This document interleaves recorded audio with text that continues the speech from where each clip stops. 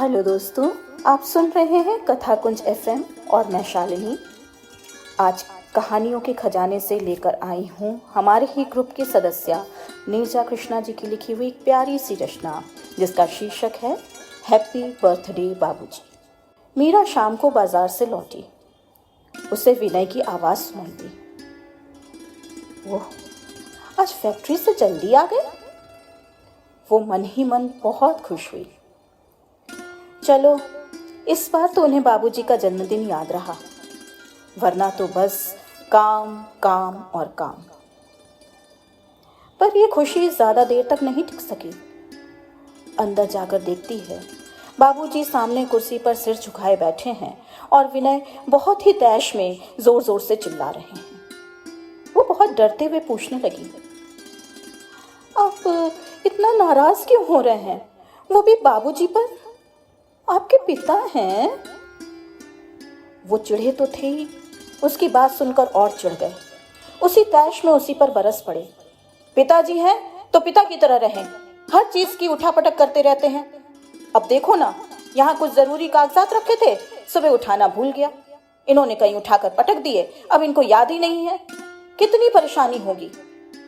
वो चौंकी और पूछ बैठी, वो पेपर्स जो यहाँ मेज पर थे, वो तो मैं उठाकर अलमारी में रख गई थी।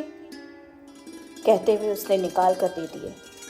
उनके चेहरे पर तनाव की लकीरें कुछ ढीली हुई। बाबूजी के चेहरे पर भी मुस्कान आ गई, पर अब उसकी बारी थी। वो दोनों के बीच तनकर खड़ी हो गई और विनय जी से सवाल करने लगी, आप तो अभी से भूलने लगे हैं। आपने जरूरी पेपर्स उठाकर ठीक जगह क्यों नहीं रखे?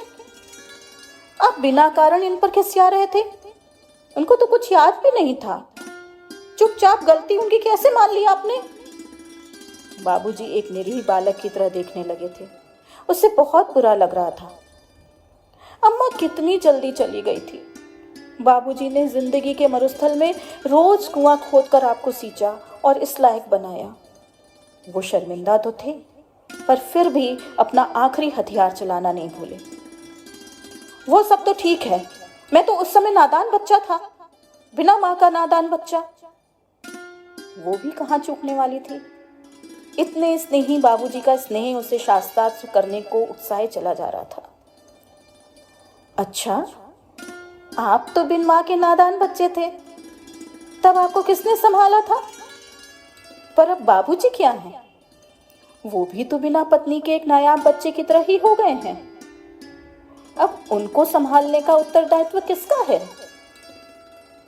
विनय धीरे से उठे और हैप्पी बर्थडे बाबूजी कहकर उनकी गोद में सिर टिका दिया। अभी आप सुन रहे थे आज की कहानी।